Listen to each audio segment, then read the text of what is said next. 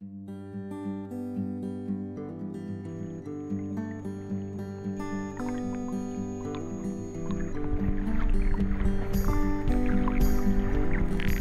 à La Réunion. Aujourd'hui, Excursia a un peu plus de 100 destinations dans le monde, une centaine de voyages qui sont différents avec des botanistes, des géologues, des naturalistes, des gens passionnés de la Terre qui prennent le temps de faire découvrir à nos clients des odeurs, des vues, des histoires, des phénomènes, des rencontres.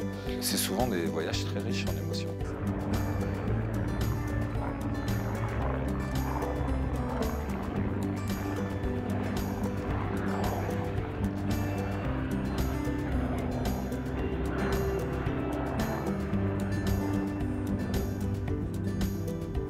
Donc la Réunion, c'est une île très jeune, 2 millions d'années, 3 millions d'années, c'est très jeune. C'est un volcanisme de point chaud, donc c'est assez particulier dans le monde. Donc voilà, il y a Hawaï, la Réunion. C'est les deux exemples les plus connus et les plus étudiés dans le monde.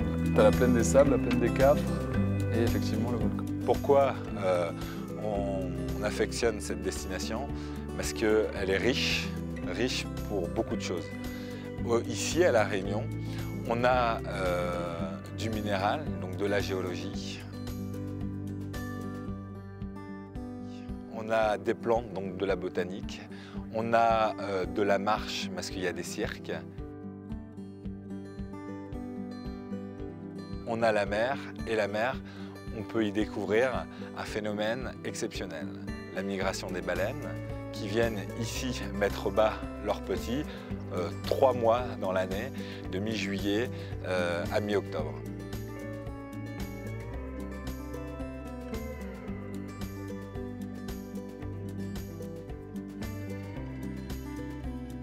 Aujourd'hui, ici, on travaille avec Fabrice Schnoller. Fabrice Schnoller est notre guide pour ce séjour.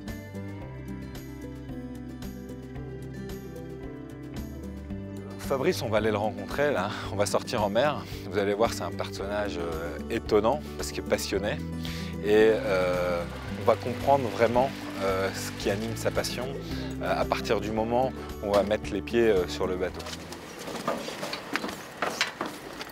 En mer, au large.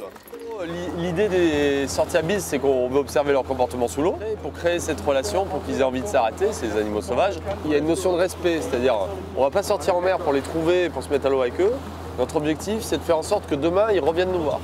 Et on a cette ambition et ça fonctionne sur plusieurs années pour les dauphins, on va dire sur plusieurs journées ou plusieurs semaines pour les baleines parce qu'elles sont de passage. Et effectivement, c'est ce qu'on constate, c'est-à-dire si on n'est pas trop proactif, si on ne va pas trop vers eux, ils finissent par venir vers nous. Ça signifie attendre longtemps dans l'eau, ne pas insister quand ils n'ont pas envie de venir, et à l'arrivée, ça fonctionne. Incroyable, quand je suis allé dans l'eau, ils étaient 20-30, mais à me coller, mais un truc de dingue.